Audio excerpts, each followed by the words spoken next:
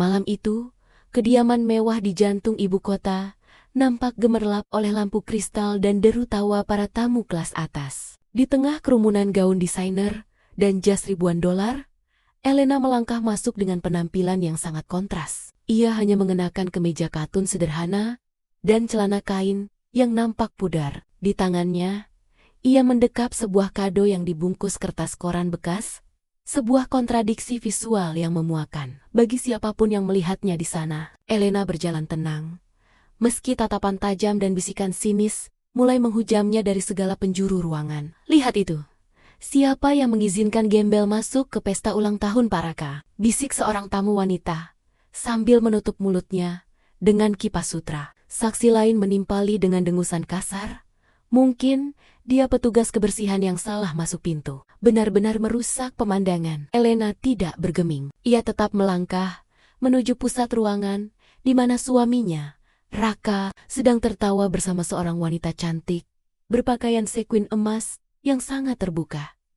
Wanita itu adalah Siska, selingkuhan Raka yang merasa sudah berada di puncak rantai makanan. Begitu melihat Elena mendekat, Siska sengaja menghentikan pembicaraannya dan menatap Elena dari ujung rambut hingga ujung kaki dengan tatapan menjijikan. Tanpa peringatan, Siska mengangkat gelas champagne di tangannya dan menyiramkan isinya tepat ke dada Elena.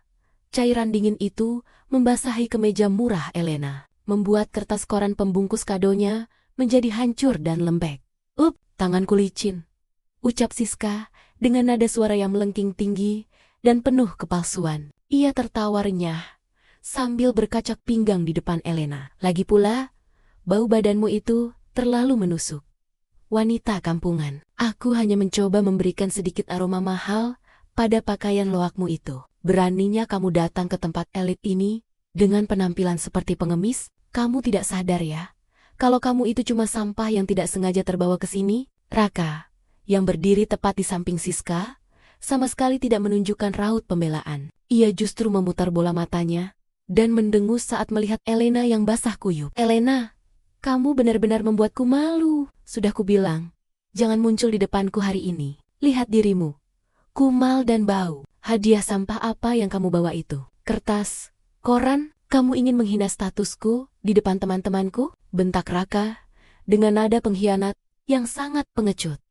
Siska semakin menjadi-jadi. Ia merebut kado di tangan Elena dan menjatuhkannya ke lantai, lalu menginjaknya dengan sepatu high heels miliknya yang bermerek. "Dengar ya, wanita dusun, tempatmu itu di dapur rumah kontrakan, bukan di aula mewah ini. Pergilah sebelum aku memanggil keamanan untuk menyeretmu keluar seperti anjing kurap." Siska tertawa puas, diikuti oleh tawa beberapa tamu yang merasa terhibur dengan penghinaan tersebut. Elena tetap diam, membiarkan tetesan champagne jatuh dari ujung kemejanya. Ia menatap Siska dengan tatapan yang sangat tenang, namun tersimpan aura dingin yang mematikan. Tidak ada air mata, tidak ada kemarahan yang meledak-ledak. Elena hanya menyeka sisa cairan di wajahnya dengan punggung tangan, lalu menatap Raka dan Siska secara bergantian. "Kalian yakin ingin aku pergi sekarang?" tanya Elena dengan suara yang begitu rendah, namun mampu membungkam tawa di ruangan itu sejenak. Ia tahu, dalam hitungan menit, nasib orang-orang arogan ini akan berubah selamanya. Suasana pesta semakin memanas saat Raka justru melangkah maju dan merangkul pinggang Siska dengan posesif di hadapan semua tamu. Bukannya merasa bersalah karena telah mempermalukan istrinya, Raka justru menatap Elena dengan penuh kebencian. Bagi Raka, keberadaan Elena di sana hanyalah noda hitam dalam karier dan kehidupan sosialnya yang sedang menanjak. Ia merasa kesuksesannya saat ini adalah murni hasil keringatnya sendiri, tanpa menyadari bahwa setiap lembar uang yang ia miliki berasal dari tangan dingin wanita yang kini ia pandang rendah. "Sudah cukup dramanya, Elena. Kamu dengar sendiri kan apa yang dikatakan Siska? Kamu itu tidak level berada di sini," ucap Raka dengan nada sombong yang menggelegar. Ia mengeluarkan sebuah amplop dari saku jasnya dan melemparkannya tepat ke arah wajah Elena. "Itu surat cerai. Tanda tangani sekarang. Aku tidak mau lagi punya istri yang hanya bisa merusak citraku sebagai pengusaha sukses. Aku butuh pendamping seperti Siska yang paham arti kemewahan dan kelas, bukan wanita endeso yang membungkus kado pakai kertas koran. Siska bersandar di bahu Raka sambil tertawa mengejek. Jarinya yang berhias cincin berlian, imitasi menonjuk-nanjuk wajah Elena. Dengar itu, Raka sudah muak denganmu. Kamu tahu apa yang lebih lucu? Rumah mewah yang kamu tinggali, mobil yang kamu pakai, bahkan baju-baju di lemarimu. Itu semua milik Raka. Dan mulai malam ini, aku yang akan menjadi ratu di sana. Kamu, silakan kembali ke kampungmu dan tanam singkong, teriak Siska dengan suara melengking yang memekakkan telinga. Para tamu di ruangan itu mulai tertawa sinis, mengikuti narasi yang dibangun oleh Siska. Benar-benar tidak tahu diri, ya wanita itu. Sudah numpang hidup, berani pula mempermalukan suami di acara penting. Bisik seorang sosialita gadungan di sudut ruangan. Saksi lain menimpali dengan tawa meremehkan. Kalau aku jadi dia, aku sudah lari keluar karena malu. Memang benar kata orang, barang rongsokan, tetaplah rongsokan, meski ditaruh di istana. Puncaknya terjadi ketika Siska maju dan merenggut tas kumal milik Elena dengan gerakan kasar. Ia membuka tas itu dan menumpahkan isinya ke atas lantai yang basah oleh sisa minuman, dompet kecil yang sudah usang, dan beberapa keping koin berhamburan. Lihat ini, isinya cuma recehan, benar-benar sampah, teriak Siska sambil menendang tas tersebut hingga terlempar ke arah pintu keluar. Ia kemudian mendorong bahu Elena dengan sikutnya, memerintahkan Elena untuk segera angkat kaki dari pandangannya, seolah Elena adalah hama yang harus dibasmi. Raka hanya berdiri diam, dengan tangan bersedekap, menikmati pemandangan istrinya yang dipermalukan secara fisik dan mental. Jangan bawa barang apapun dari rumahku. Keluar dari sini dengan pakaian yang melekat di badanmu itu saja. Aku tidak mau ada barang kampunganmu yang tertinggal dan membawa sial bagi keberuntunganku, ucap Raka dengan nada dingin dan tak berperasaan. Ia merasa telah memenangkan segalanya, tidak sadar bahwa kesombongannya baru saja menggali lubang kubur bagi karirnya sendiri. Elena menarik napas panjang, menatap tasnya yang tergeletak di aspal, luar pintu masuk yang sedikit terbuka. Wajahnya tetap datar, tanpa ada setetes pun air mata yang jatuh. Ketidaksabaran dan keserakahan Raka serta Siska telah mencapai titik batas yang ia toleransi. Dengan suara yang sangat tenang, namun sanggup membuat bulu kuduk berdiri bagi siapapun yang mendengarnya secara jelas. Elena hanya bergumam lirih, keserakahanmu sungguh luar biasa. Raka, kamu lupa siapa yang membangun panggung tempatmu berdiri sekarang. Nikmati 5 menit terakhirmu sebagai orang kaya. Elena melangkah keluar dari aula pesta dengan punggung tegak, mengabaikan suara tawa meremehkan yang masih menggema di belakangnya. Ia berjalan melewati gerbang depan komplek perumahan elit, itu tanpa menoleh sedikit pun pada tas kumalnya yang tergeletak di aspal. Begitu sampai di area yang cukup tenang, ia mengeluarkan sebuah ponsel lipat berlapis titanium dari saku tersembunyi di balik kemeja lusuhnya. Sebuah perangkat komunikasi yang terenkripsi khusus. Dengan tenang, ia menekan satu nomor pada panggilan cepat. Aktifkan protokol pengambilalihan. Bawa seluruh armada ke depan gedung sekarang. Dan pastikan rekening Raka dibekukan dalam 30 detik. Ucap Elena dengan nada datar namun penuh otoritas. Hanya dalam hitungan menit, suasana sunyi di depan komplek itu berubah drastis. Dari kejauhan, nampak sorot lampu LED putih yang sangat terang membelah kegelapan malam. Deru mesin V12 yang berat dan bertenaga mulai menggetarkan kokek-kakak jendela rumah di sekitar 10 unit SUV hitam mewah perpaduan antara Rolls-Royce Cullinan dan Mercedes-Benz G-Wagon melaju. Dalam formasi militer yang sempurna, memblokade seluruh jalan utama di depan aula pesta. Para tamu yang berada di balkon mulai berhamburan keluar, penasaran dengan siapa pemilik iring-iringan kendaraan yang harganya mencapai ratusan miliar rupiah tersebut. Salah satu mobil paling depan berhenti tepat di hadapan Elena. 10 pria berbadan tegap dengan setelan jas hitam, custom-made dan earpiece di telinga mereka turun secara serentak. Tanpa komando tambahan, mereka langsung membentuk barisan barikade, memberikan penghormatan paling dalam dengan membungkukkan badan 90 derajat. Selamat malam, Nona Besar Elena. Seluruh unit siap menunggu perintah Anda, ucap pemimpin bodyguard tersebut dengan suara lantang yang menggetarkan nyali siapapun yang mendengarnya. Siska dan Raka berlari keluar dari aula dengan wajah penuh kebingungan yang bercampur dengan rasa takut. Siska, yang tadinya begitu vokal, kini hanya bisa ternganga melihat pemandangan di depannya. Siapa? Patama, siapa orang-orang ini? Raka, apa ini kejutan darimu? Tanya Siska dengan suara bergetar. Raka sendiri hanya bisa terpaku, wajahnya pucat pasi saat melihat logo Vargas Group, perusahaan raksasa yang menjadi penyokong utama. Bisnisnya terpampang jelas pada pindi kerah jas para bodyguard tersebut. Seorang asisten pribadi wanita dengan setelan kerja yang sangat rapi keluar dari mobil mewah tersebut, membawa sebuah kotak bludru dan sebuah jubah panjang fur coat berbahan bulu cerpelai yang sangat mahal. Dengan gerakan anggun, ia memakaikan jubah itu ke bahu Elena, menutupi kemeja katunnya yang basah oleh champagne. Nona Elena, ini adalah dokumen penyitaan aset dan kunci kendaraan baru Anda. Maaf kami sedikit terlambat, karena harus memastikan semua rekening pengkhianat ini sudah kosong tanpa sisa, ujar sang asisten. Dengan nada tegas, Elena kini berdiri di tengah kepungan cahaya lampu mobil mewah.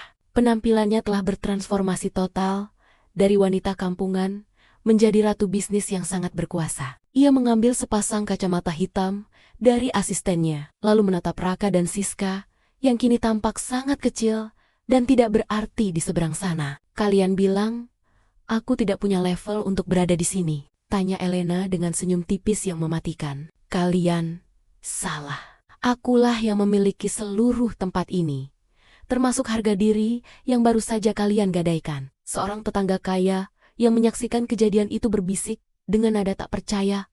Astaga, itu Elena Vargas, pewaris tunggal keluarga Vargas yang misterius itu? Jadi selama ini dia hanya menyamar. Keadaan berbalik 180 derajat. Aura kekuasaan yang terpancar dari Elena kini membuat seluruh tamu pesta tertunduk malu. Sementara Raka dan Siska mulai menyadari bahwa dunia mereka baru saja runtuh berkeping-keping. Keheningan yang mencekam menyelimuti halaman aula pesta saat Elena berdiri dengan jubah mewahnya di bawah sorot lampu mobil yang menyilaukan. Raka mencoba melangkah maju, namun dua bodyguard bertubuh raksasa segera mengadang dadanya dengan tangan besi, membuat pria itu terhuyung mundur. Asisten Elena kemudian membuka sebuah tablet digital dan membacakan laporan dengan suara yang jernih agar didengar semua orang. Tepat pukul 21:10, seluruh saham atas nama Raka di perusahaan konstruksi telah dianulir. Perjanjian sewa bangunan butik atas nama Siska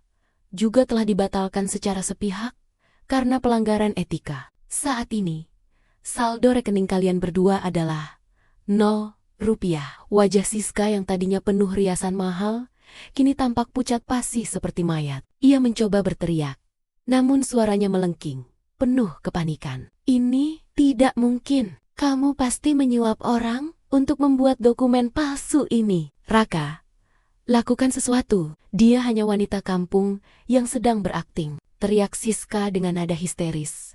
Meski tubuhnya gemetar hebat saat melihat 10 mobil mewah itu bukan sekadar pajangan. Namun, Raka tidak lagi mendengarkannya. Pria itu baru saja menerima notifikasi di ponselnya yang menunjukkan bahwa seluruh kartu kreditnya telah diblokir secara permanen.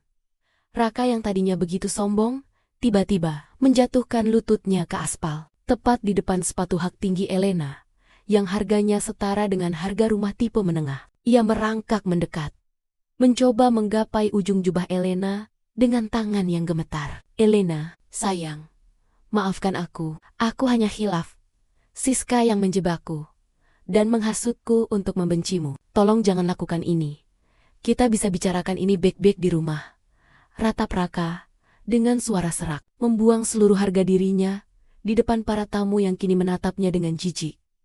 Seorang tamu pria yang tadi ikut menertawakan Elena, kini berbisik ketakutan kepada istrinya. Habislah. Kita baru saja menertawakan pemilik Vargas Group. Lihat Raka, dia tampak seperti tikus selokan sekarang. Siska yang melihat Raka berlutut pun ikut jatuh terduduk, menyadari bahwa pelindung kayanya kini hanyalah seorang pengemis tanpa harta. Ia mencoba memohon dengan suara parau. Elena, maafkan aku tidak tahu. Kalau kamu, namun, kalimatnya terputus oleh tatapan mata Elena yang tajam dan tak berperasaan. Elena hanya menatap mereka berdua dari balik kacamata hitamnya dengan raut wajah tanpa emosi sedikitpun. Ia tidak merasa sedih, apalagi iba. Baginya, mereka hanyalah kerikil kecil yang harus dibersihkan dari jalannya. Elena memberi isyarat kecil dengan jarinya kepada pemimpin bodyguard. Keluarkan semua barang-barang mereka dari rumahku malam ini juga. Jika ada sepotong kain pun yang tertinggal, bakar semuanya. Aku tidak ingin propertiku tercemar oleh aroma pengkhianat. Perintah Elena dengan suara yang dingin dan mematikan. Tanpa mempedulikan teriakan histeris, siska dan tangisan, memuakan Raka yang terus memanggil namanya, Elena berbalik badan dengan anggun. Pintu mobil Rolls-Royce dibuka oleh asistennya, dan Elena masuk ke dalam kabin mewah yang kedap suara itu tanpa menoleh sedikit pun. Dari balik kaca jendela yang gelap, ia melihat para bodyguard mulai bergerak masuk ke dalam aula untuk melaksanakan perintahnya. Sementara para tamu pesta hanya bisa berdiri mematung dalam ketakutan. Iring-iringan, 10 mobil mewah itu kemudian mulai bergerak meninggalkan lokasi, membelah malam dengan kecepatan stabil dan penuh wibawa. Di belakang mereka, Raka dan Siska hanya bisa meratapi nasib di atas aspal dingin, menjadi tontonan publik yang memalukan. Elena hanya menyandarkan punggungnya di kursi kulit yang nyaman, lalu berkata singkat pada asistennya, "Cari pengacara terbaik. Aku ingin mereka menghilang dari kota ini selamanya." Malam itu, sang ratu telah kembali ke tahtanya, meninggalkan sampah-sampah masa lalunya di tempat yang seharusnya di pinggir jalan. Suasana di depan aula pesta yang tadinya penuh tawa ejekan mendadak senyap, digantikan oleh deru mesin V12 yang menggetarkan aspal. Dari arah gerbang utama, sorot lampu LED putih yang menyilaukan membelah kegelapan, menyapu wajah Siska dan Raka yang kebingungan. Iring-iringan, 10 SUV hitam mewah, mulai dari Rolls-Royce Cullinan hingga Bentley Bentayga, masuk dalam formasi barikade yang sempurna. Kendaraan-kendaraan itu berhenti tepat di hadapan Elena, menciptakan pagar betis baja yang sangat mengintimidasi. Para tamu pesta mulai berhamburan keluar, menatap pemandangan luar biasa itu dengan napas tertahan. Pintu-pintu mobil itu terbuka secara serentak. 10 pria bertubuh tegap dengan setelan jas hitam custom-made turun dengan gerakan militer yang presisi. Mereka tidak memandang ke arah lain, melainkan langsung berbaris rapi dan membungkuk hormat 90 derajat, tepat di hadapan Elena. "Selamat malam, Nona Besar Elena Vargas. Seluruh unit operasional telah bersiap. Kami menunggu instruksi Anda selanjutnya," ucap pemimpin bodyguard itu dengan suara lantang yang bergema di seluruh area komplek. Seorang asisten pribadi wanita yang tampak sangat elit keluar dari mobil paling depan, membawa sebuah kotak beludru hitam dan jubah bulu cerpelai, fur coat, senilai miliaran rupiah. Dengan gerakan anggun, ia memakaikan jubah itu ke bahu Elena, menutupi kemeja murahnya yang basah oleh siraman minuman. Dalam sekejap, aura wanita kampungan itu lenyap, berganti dengan karisma seorang penguasa tunggal yang tak tersentuh. Elena kini berdiri tegak, membiarkan kemewahan yang ia sembunyikan selama bertahan-tahan memancar dengan begitu menyilaukan. Siska yang tadinya berdiri angkuh kini tampak seperti orang bodoh. Ia memegang lengan Raka dengan tangan gemetar. Wajahnya pucat pasi saat melihat logo emas yang terukir di pintu mobil-mobil tersebut. "Raka, apa-apaan ini? Siapa mereka? Kenapa mereka membungkuk pada si pengemis itu?" teriak Siska dengan suara melengking yang kini terdengar penuh ketakutan. Raka sendiri tidak mampu menjawab. Lidahnya keluh dan keringat dingin mulai membasahi dahinya saat menyadari bahwa setiap mobil di depannya memiliki nilai yang lebih besar dari seluruh kekayaan yang ia banggakan. Seorang tetangga kaya yang merupakan kolektor mobil mewah di komplek itu berbisik dengan nada tak percaya pada istrinya, "Lihat plat nomor itu. Itu kode rahasia keluarga Vargas. Jadi selama ini Elena adalah pewaris tunggal kerajaan bisnis Vargas yang misterius itu? Kita baru saja menertawakan orang yang bisa membeli seluruh komplek ini dengan uang sakunya." Bisikan itu menjalar seperti api, mengubah tatapan meremehkan dari para tamu menjadi tatapan penuh kengerian dan rasa hormat yang dipaksakan.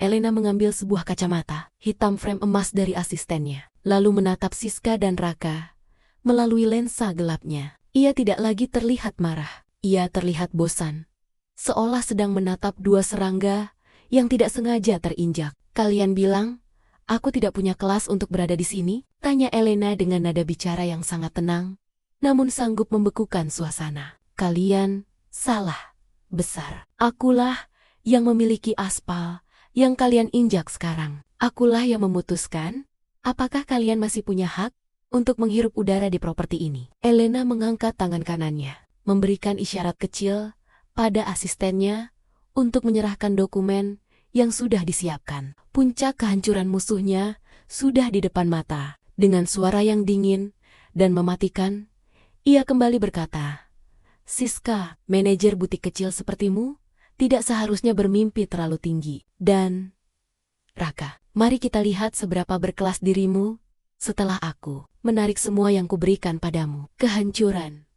Kehancuran dimulai dengan sebuah map kulit yang dilemparkan oleh asisten Elena ke atas kap mobil Raka yang mengkilap. Elena menatap Raka dan Siska dengan sorot mata yang begitu datar, seolah mereka hanyalah puing-puing yang harus segera dibersihkan. Raka mencoba membuka map tersebut dengan tangan yang bergetar hebat. Di dalamnya terpampang jelas dokumen kepemilikan aset yang menyatakan bahwa rumah mewah yang ia tempati, seluruh mobil di garasinya, hingga kantor tempatnya menyombongkan diri sebagai CEO, semuanya terdaftar di bawah naungan Vargas Group.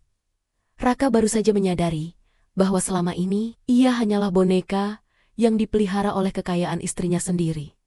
"Ini palsu." "Tidak mungkin," jerit Siska dengan nada kasar dan histeris. Ia mencoba merampas dokumen itu, namun tatapan tajam Elena membuatnya membeku di tempat. Siska tidak mau menerima kenyataan bahwa butik mewah tempatnya bekerja sebagai manajer sumber kesombongannya selama ini juga merupakan salah satu anak perusahaan kecil milik keluarga Elena. Dengan satu jentikan jari Elena, asisten pribadinya mengumumkan melalui pengeras suara bahwa per detik ini Siska dipecat secara tidak hormat dan masuk dalam daftar hitam seluruh industri fashion di negara ini. Siska kini bukan siapa-siapa. Ia hanyalah pengangguran yang tidak memiliki tempat di dunia elit. Raka yang merasa dunianya runtuh mencoba menghubungi bank untuk memindahkan sisa saldonya. Namun ponselnya justru menampilkan notifikasi merah yang mengerikan. Seluruh rekeningnya telah dibekukan atas perintah pemilik saham mayoritas. Elena melangkah maju satu tindak, membuat Raka mundur hingga tersudut ke tembok. "Kamu merasa hebat dengan uang yang kupinjamkan, Raka?" tanya Elena dengan suara yang begitu tenang namun mematikan. "Sayangnya, masa pinjamanmu sudah habis. Hari ini, aku mengambil kembali semuanya, termasuk harga diri yang tidak pernah banner-banner kamu miliki." Melihat pemandangan itu, para tamu pesta yang tadi ikut menghina Elena kini tampak sangat ketakutan. Mereka mulai menjauh dari Raka dan Siska, seolah kedua orang itu adalah wabah yang menular. "Astaga, ternyata selama ini Pak Raka cuma numpang kekuasaan istrinya," bisik seorang rekan bisnis Raka dengan nada jijik. "Benar-benar memalukan." Siska juga sama saja, bergaya setinggi langit, padahal hanya manajer di toko milik orang yang dia hina. Suasana sosial yang tadinya memuja Raka kini berbalik menjadi penghakiman yang sangat kejam. Tidak berhenti di situ. 10 bodyguard Elena mulai bergerak masuk ke dalam rumah atas instruksi asistennya. Mereka mulai mengeluarkan barang-barang milik Raka dan Siska ke halaman depan, termasuk pakaian-pakaian bermerek dan tas-tas mahal yang dibeli menggunakan uang Elena. Semua barang itu dilemparkan begitu saja ke atas aspal yang basah. Persis seperti cara Siska membuang tas Elena sebelumnya. Karma datang begitu cepat dan begitu megah, membuat Raka dan Siska hanya bisa berdiri terpaku menyaksikan seluruh hidup mereka dipreteli di depan umum. Siska yang tidak tahan lagi mencoba menyerang Elena secara verbal. "Kamu pikir kamu menang karena punya uang? Kamu tetap wanita kampungan yang tidak punya perasaan." Namun, sebelum Siska bisa mendekat, salah satu bodyguard sudah mengadang dengan tangan besi yang tak tergoyahkan. Elena hanya tersenyum tipis, Sebuah senyuman yang lebih menyakitkan daripada tamparan. Siska, perhatikan baik-baik pakaianmu itu, ucap Elena dingin. Bahkan gaun yang kamu pakai itu dibayar menggunakan kartu kredit suamiku. Yang artinya, itu milikku. Tanggalkan sekarang juga.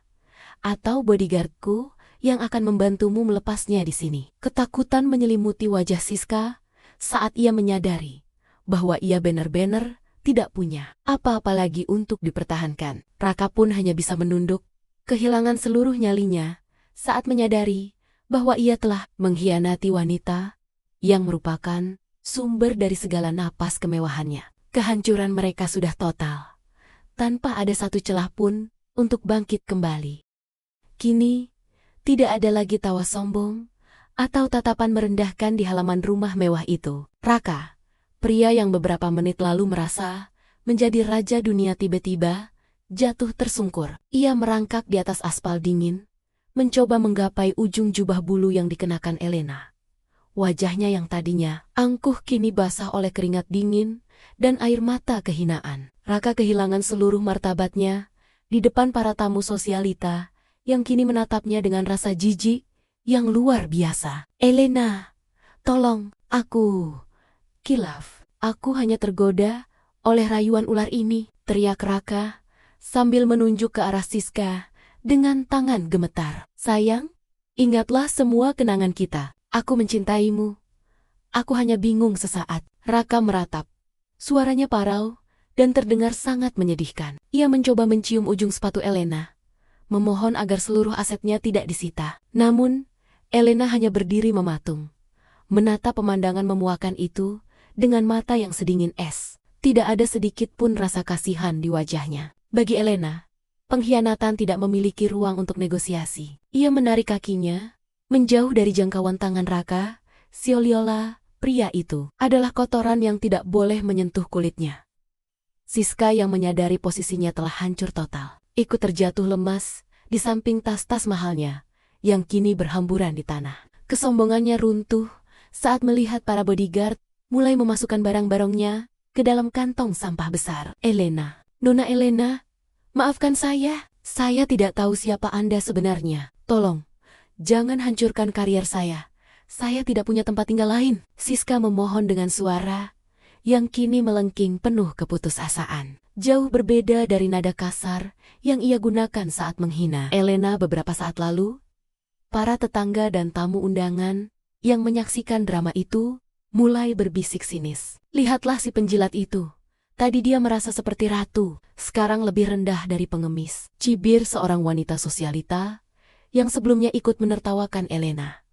Saksi lain menimpali dengan dengusan kasar. Benar-benar pasangan yang menjijikan. Siapa yang menyangka pria sekaya Raka ternyata hanya benalu di hidup istrinya sendiri. Suasana sosial yang tadinya memojokkan Elena kini berbalik total, menghujam Raka dan Siska dengan penghakiman yang sangat telak.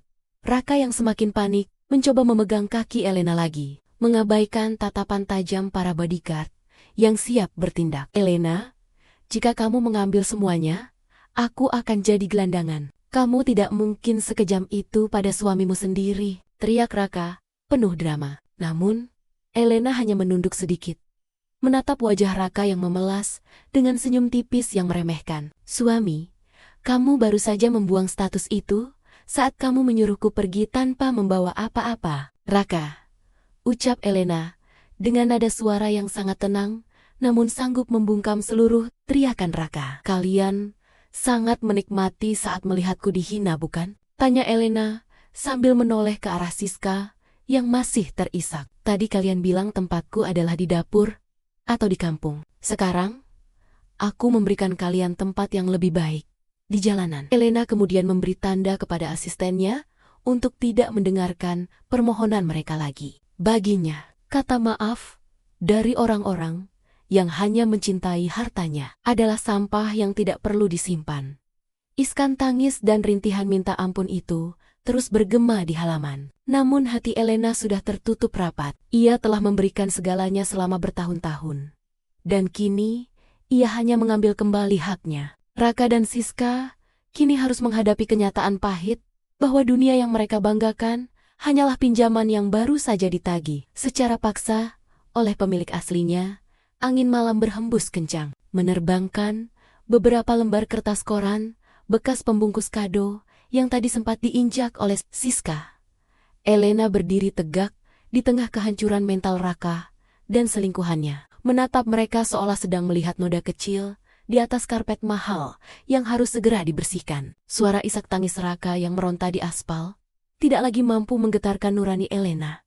Baginya, tugasnya di tempat ini sudah selesai. Ia telah meruntuhkan panggung sandiwara yang dibangun oleh pengkhianatan suaminya dengan kekuatan absolut yang ia miliki. Elena membalikkan badannya dengan gerakan yang sangat anggun, membuat jubah bulu cerpelainya berkibar tertiup angin. Ia melangkah menuju pintu mobil Rolls-Royce yang sudah dibuka lebar oleh asisten pribadinya. Sebelum masuk, ia sempat berhenti sejenak dan menoleh sedikit melalui bahunya, memberikan tatapan terakhir yang penuh penghinaan. "Oh, satu hal lagi," ucap Elena dengan suara rendah yang mengintimidasi. "Rumah ini sudah resmi dipasang papan sita. Jika kalian masih ada di sini, dalam 10 menit, bodyguardku akan membuang kalian ke tempat sampah kompleks secara manual." "Elena, jangan tinggalkan aku seperti ini. Kamu tidak bisa melakukan ini padaku," teriak Raka dengan suara serak, mencoba mengejar mobil tersebut, namun langsung ditahan oleh barikade bodyguard yang tak tergoyahkan. Siska sendiri hanya bisa memeluk lututnya di pinggir jalan, menatap kosong ke arah butik dan kemewahan yang kini hanya menjadi sejarah dalam hidupnya. Ia baru saja menyadari bahwa ia bukan hanya kehilangan kekasih kayanya, tapi juga kehilangan masa depannya di kota ini.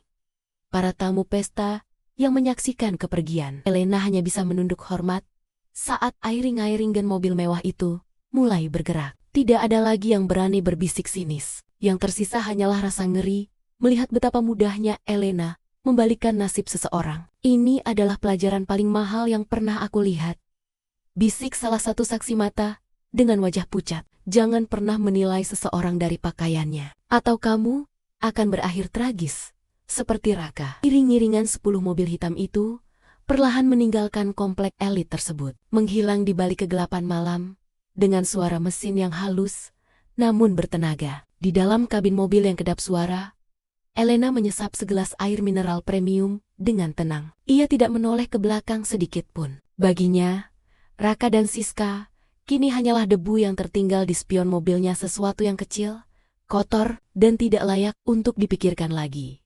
Elena mengeluarkan ponselnya dan menghapus kontak Raka secara permanen, sebuah simbol bahwa pria itu tidak lagi memiliki akses ke dunianya yang luas. "Antar aku ke kantor pusat," perintah Elena singkat kepada sopirnya. "Ada beberapa proyek triliunan yang lebih menarik untuk diurus daripada menangisi sampah." Mobil itu melaju semakin cepat, meninggalkan jeritan keputusasaan Raka yang tertelan oleh dinginnya malam. Malam itu, Elena tidak hanya memenangkan pertarungan kekayaan, tapi ia telah merebut kembali kedaulatan atas hidupnya sendiri.